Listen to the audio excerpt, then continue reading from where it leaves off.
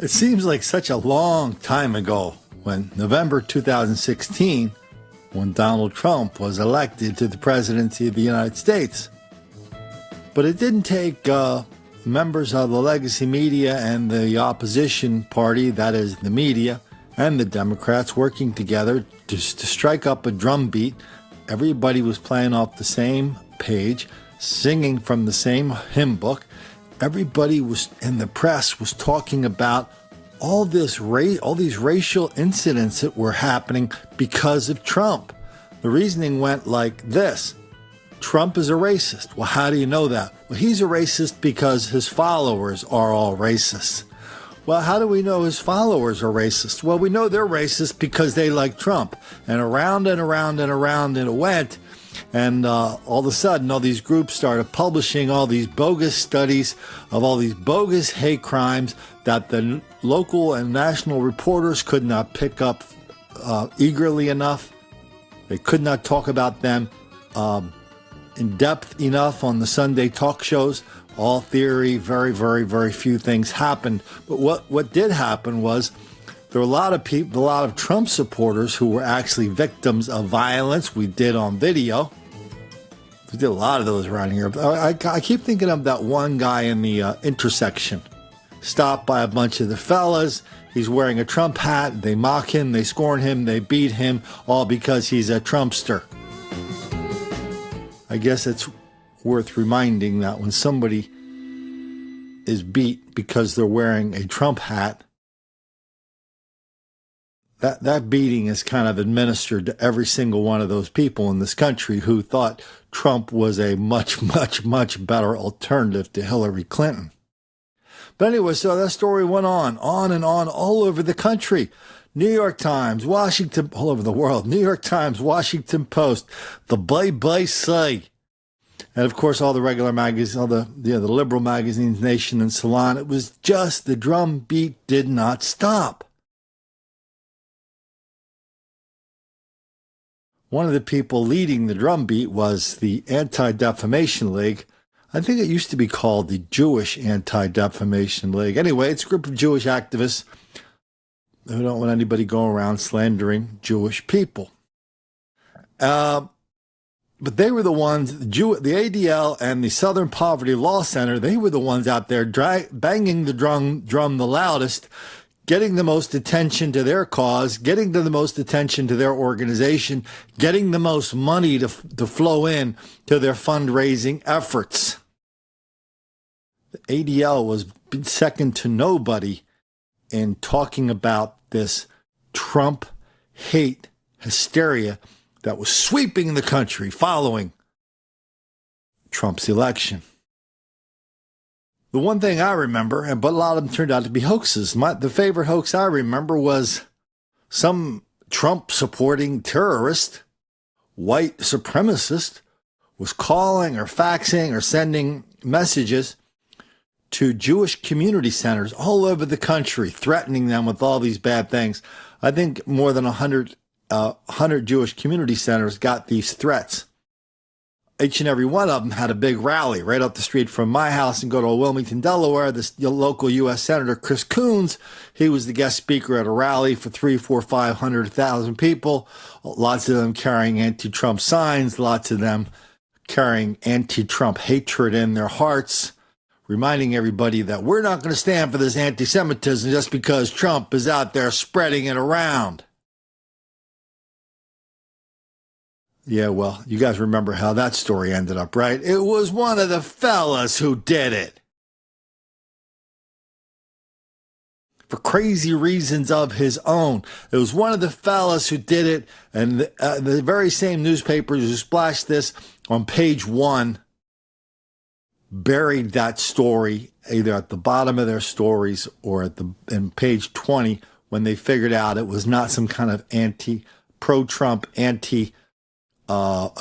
pro-Trump, pro-racism conspiracy directed at Jewish people and black people. Well, the same thing happened again in the same town. I think that fella came from St. Louis, and a lot of the threats against Jewish people came from St. Louis. Then a few weeks after that went down, they had something else happen. They had like over 100 gravestones in a Jewish cemetery turned over, broken. Many were broken.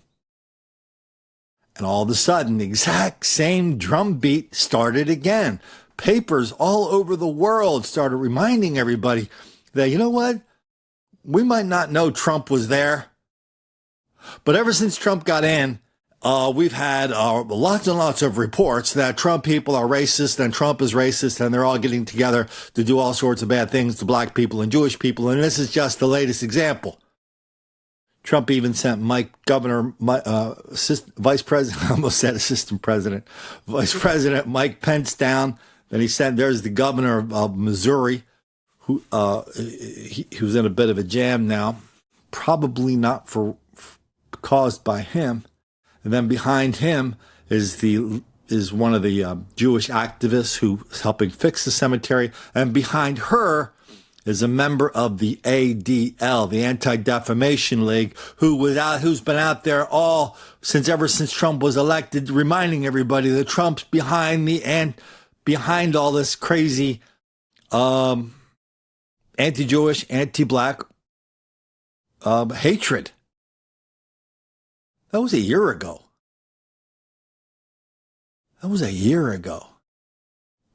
And my favorite thing when something bad happens like this at this Jewish cemetery,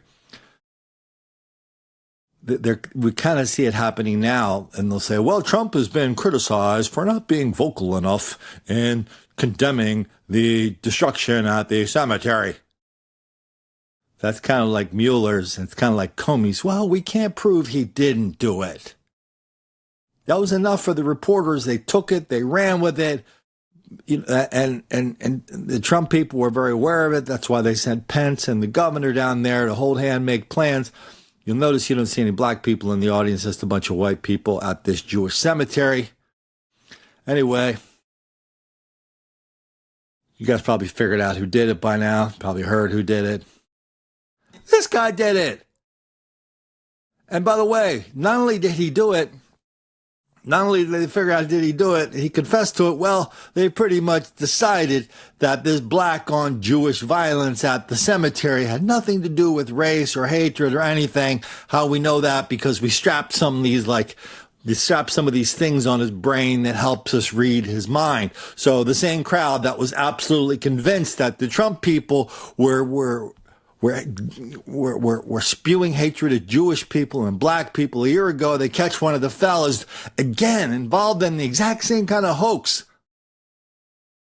And everybody all of a sudden decides this has nothing to do with anything. It's just a big, fat coincidence. Wow. Just like this is a coincidence. Up in New York, this happened last night in New York City. Somebody knocks on the door. An old white dude answers the door. This is what happens. That's reality. Lots and lots of stories in the New York papers now saying, hey, has anybody heard about all these black on Jewish violence in Williamsburg, down where the Orthodox and kind of fundamentalist Jewish people live? Anybody heard about that? Everybody's shrugging their shoulders going, wow, that's really terrible. I hadn't heard about that.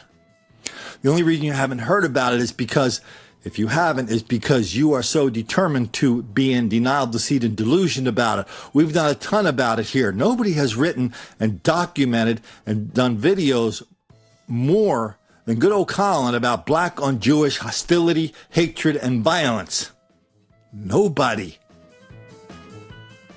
And Williamsburg is kind of ground zero for that.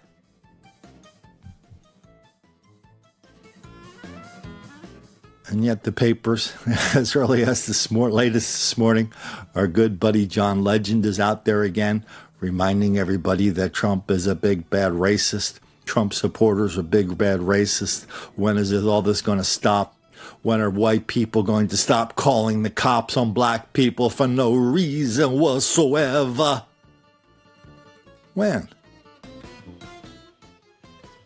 How about when black people stop knocking on old white people's doors and beating the crap out of them and stealing their wallet? How about that, John Legend? And we don't give a damn how many black kids that makes angry.